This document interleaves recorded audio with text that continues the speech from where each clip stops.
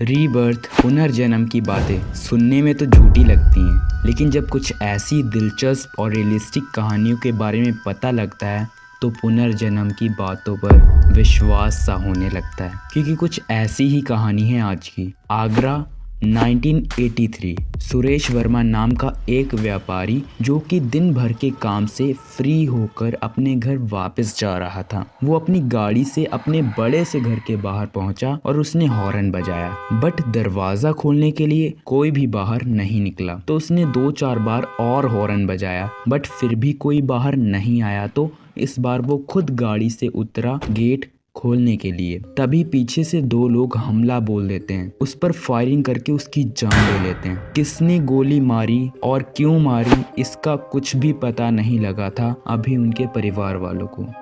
बड़ी मुश्किल से ही सुरेश के परिवार वाले ये गम भुला पाए थे कि 2 साल बाद उनकी मुलाकात एक ऐसे बच्चे से हो जाती है जिसने उनके जख्मों को फिर से उभार दिया था। उस लड़के का नाम था टोरन सिंह, जिसे सभी प्यार से टीटू कहते थे, और उसका जन्म आगरा से करीब 13 किलोमीटर दूर उत्तर प्रदेश के बड़ नामक एक गांव में हुआ था। उसके पिता का नाम महावीर और माता का नाम शांति देवी था, जो कि बेहद ही गरीब थे। 6 भाई बहनों में सबसे छोटा होने के कारण टीटू सबका लाडला था। टीटू जब 2 साल का हुआ तो वो अपने माता पिता से कहता कि आप लोग कौन हो, ये मेरा घर नहीं है, मुझे अपने घर जाना है। टीटू की ऐसी बातें सुनकर उनके माता पिता थोड़ा तो परेशान हुए, बट उन्होंने उसकी इन बातों को सीरियसली नहीं लिया, एक छोटा बच्चा समझकर।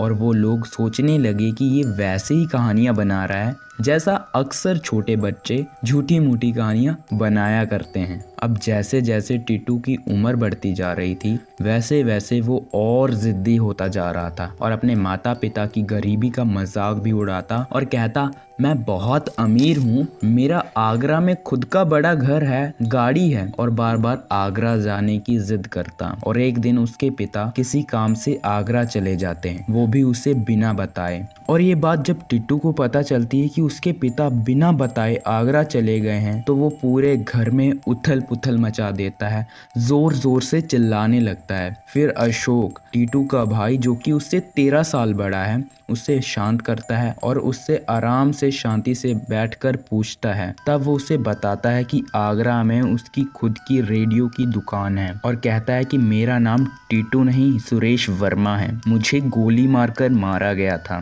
टीटू की ये सारी बातें सुनकर अशोक कुछ दिनों बाद आगरा के लिए निकल पड़ता है और जब वो उसके बिल्कुल बताए गए पते पर पहुंचता है तो वो हैरान रह जाता है, क्योंकि पहली बात कि टीटू के द्वारा बताया गया पता आगरा में मौजूद होता है और दूसरा उसने जिस शॉप का जिक्र अपनी बातों में किया था वो भी वहाँ मौजूद होती है, सुरेश रेडियोस। जब वो इस दुकान के अंदर जाता है तो देखता है वहाँ एक विधवा औरत मौजूद है। जब वो उस औरत से बातचीत करता है तो पता चलता है कि उसका नाम उमा वर्मा है और उसके पति जिसकी मृत्यु हो चुकी थी उसका नाम सुरेश वर्मा था। फिर अशोक टीटू की बताई वो सारी बातें उस औरत को बताता है, जिसे सुनने के बाद वो टीटू से मिलने के लिए बेचैन हो जाती है और अगले ही दिन सुरेश वर्मा के माता पिता और भाइयों के समेत उसके गांव पहुंचती है। तो टीटू देखता है कि वो लोग एक मारुति कार से आए हैं और वो सबसे पहले सुरेश वर्मा के भाई महेश से कहता है कि मेरी फेट कार कहाँ है। उसका भाई पूरी तरह हैरान हुआ क्योंकि सच में सुरेश वर्मा के पास वो कार थी लाल रंग की, जिसे उन्होंने उसकी मौत के बाद बेच दिया था। उसने सुरेश वर्मा के माता पिता को भी पहचान लिया और जाकर उनके गले लग गया और उमा को भी उसने अपनी पत्नी बताया।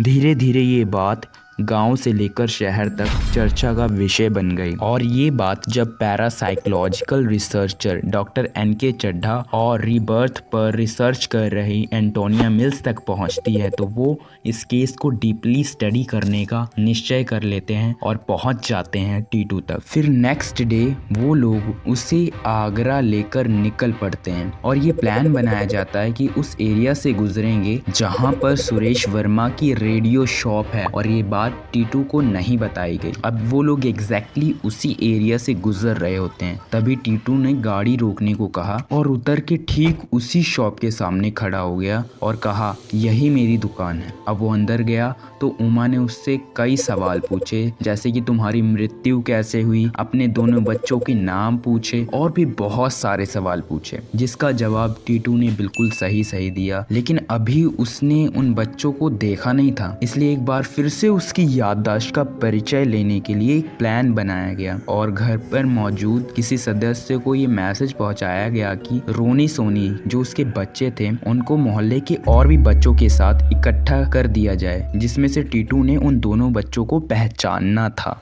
घर के नज़दीक पहुंचते पहुंचते अब बहुत कुछ टीटू को याद आ रहा था और जब वो घर पहुंच गए तो टीटू को बच्चों की भीड़ में से उन दोनों बच्चों यानी रोनी और सोनी को पहचानने के लिए कहा गया। फिर टीटू अपने पिता की गोद से उतरा और बच्चों की उस भीड़ में से उन दोनों बच्चों को पहचान लिया। अब सुरेश वर्मा के माता पिता को पूरा यकीन हो गया कि टीटू ही उनका बेटा है। टीटू ने फिर घर को बड़े ध्यान से देखा और बताया कि इसके सामने जो पेड़ था जिसके नीचे उसने थोड़ा धन और कुछ सोने के सिक्के छुपाए थे। फिर टीटू की उस बताई गई जगह पर खुदाई करवाई गई और एक बार फिर से सभी लोगों का विश्वास और गहरा हो गया इस पुनर्जन्म की कहानी पर, क्योंकि वहां सच में कुछ पैसे और सोने के सिक्के मिले। इसके बाद ये पूरी घटना एक चर्चा का विषय बन गई और भी तेजी से शहर शहर फैलने लगी। अब हर कोई इस न्यूज़ को अपनी रिपोर्ट्स में कवर करने की कोशिश करने लगा, जिसके बाद सुरेश वर्मा के केस को दोबारा ओपन किया गया और ये पहली बार था जब कोई बच्चा अपने पुनर्जन्म के मिस्टीरियस डेथ केस को सॉल्व करने के लिए गवाही दे रहा था। उसने बताया कि उसके सिर के राइट हैंड साइड गोली लगी थी और उन दो व्यक्तियों के नाम भी बताए जिन्होंने उसे गोली मारी थी। असल में वो लोग उसके साथ के ही कुछ व्यापारी थे। एंटोनिया मिल्स ने अपनी रिसर्च में सुरेश वर्मा की ऑटोप्सी रिपोर्ट को बड़े ध्यान से चेक किया था और पाया कि सुरेश वर्मा को जहां गोली लगी थी उसका ठीक हूबहू निशान टीटू के सिर पर भी मौजूद है, जन्म दाग के रूप में। डॉक्टर आयन स्टीवेंसन, जिन्होंने रीइंकार्नेशन पर बहुत ज्यादा स्टडी की थी, उनका कहना है कि हमारे बर्थ मार्क पास्ट लाइफ की इंजरीज से जुड़े हुए होते हैं। हिंदुज़म में भी जन्म दागों को महत्व दिया गया है और बताया गया है कि दूसरा जन्म लेते वक्त हम कई बार पिछले जन्म की कुछ निशानियां हमारे साथ ले जाते हैं, जो बर्थ मार्क्स के रूप में हमारे शरीर में नजर आते हैं। फाइनली एंटोनिया मिल्स की और इन सभी रिसर्च के आधार पर आगरा कोर्ट में उन दोनों दोषियों को सजा भी हुई जिन्होंने उसे मारा था। और ये एक बहुत रेयर जजमेंट केस था, क्योंकि आमतौर पर कानून इन बातों पर विश्वास नहीं करता है, राइट। लेकिन बाद में पुनर्जन्म की ये कहानी लोगों को झूठी लगने लगी थी, क्योंकि जिस अस्पताल में टीटू का जन्म हुआ था उसमें उसकी डेट ऑफ बर्थ का ईयर 1982 मेंशन किया गया था, जबकि सुरेश वर्मा की डेथ 28 अगस्त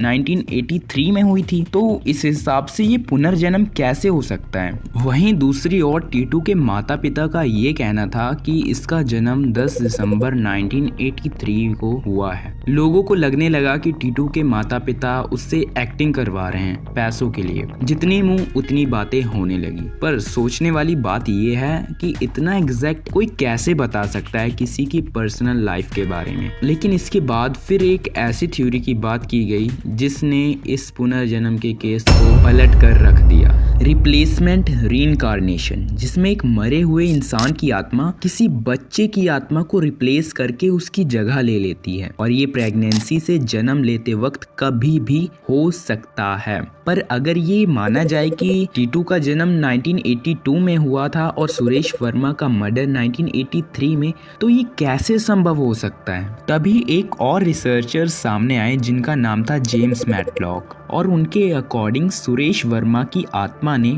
टीटू के जन्म के कुछ महीनों बाद उसकी आत्मा को रिप्लेस कर दिया था। टीटू के सर के पीछे भी 2 से 3 और बर्थ मार्क्स मौजूद थे जिनका जिक्र मिल्स ने अपनी रिपोर्ट्स में नहीं किया था। और जेम्स मैटलॉक के अकॉर्डिंग ये निशान तभी बने होंगे जब सुरेश वर्मा की आत्मा ने टीटू की आत्मा को रिप्लेस किया होगा।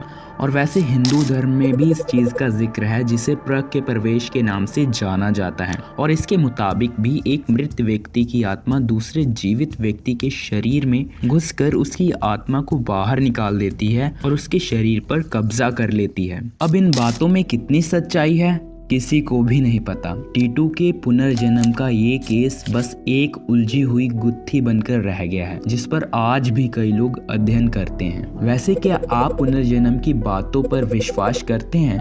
और इससे पहले कोई पुनर्जन्म की कहानी सुनी है तो कमेंट सेक्शन में ज़रूर शेयर करना अपनी राय, मिलके चर्चा करेंगे। आपसे मिलूंगा इस वीडियो में। हम शुभम।